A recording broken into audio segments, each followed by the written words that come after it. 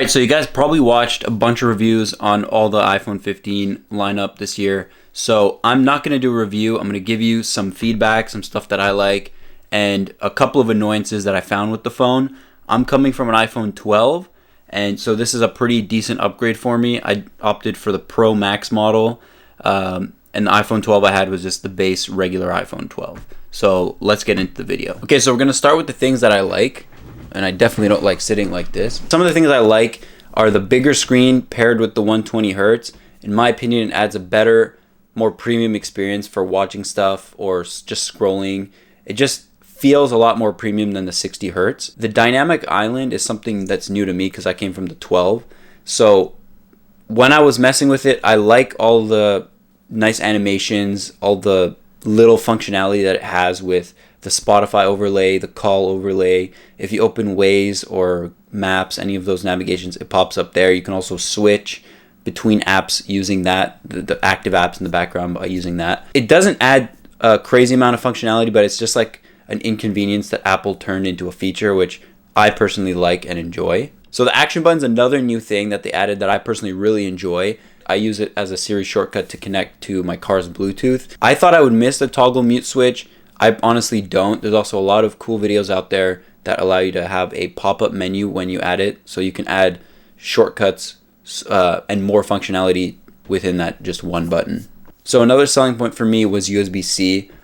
I'm a fan of USB-C. I'm a believer, and my MacBook's USB-C, so it just makes a lot of sense to have one cable, one charger for everything. This is actually where the inconveniences start, in my opinion.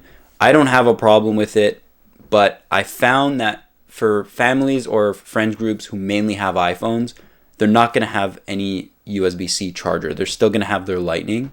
So you having your iPhone and needing a charger, you're going to be used to having like, oh, I have an iPhone, we all have iPhones.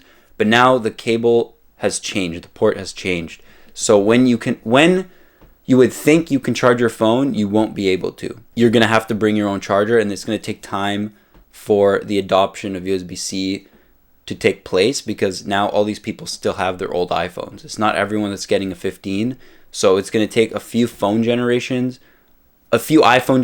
of having USB-C for it to actually change and catch on. So another annoyance that I have mainly just with Apple across all the iPhones is that we still don't get a charging brick, and I think that's crazy to still not include a charging brick when you're paying a premium for these phones. Yeah, they give you a good high quality cable. It's braided.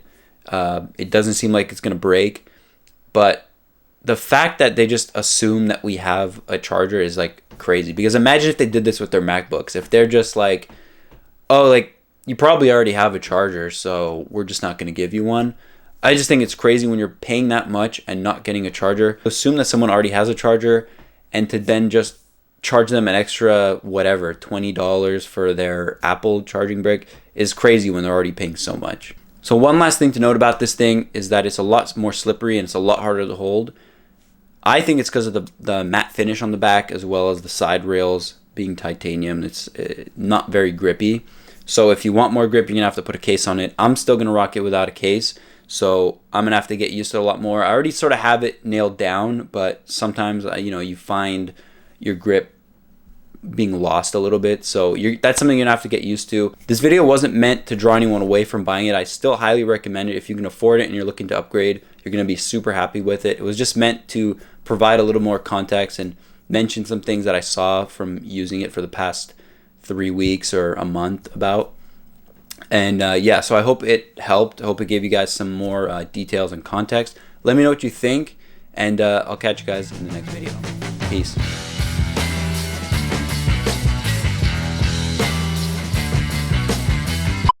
I'm not in frame? No, you're good.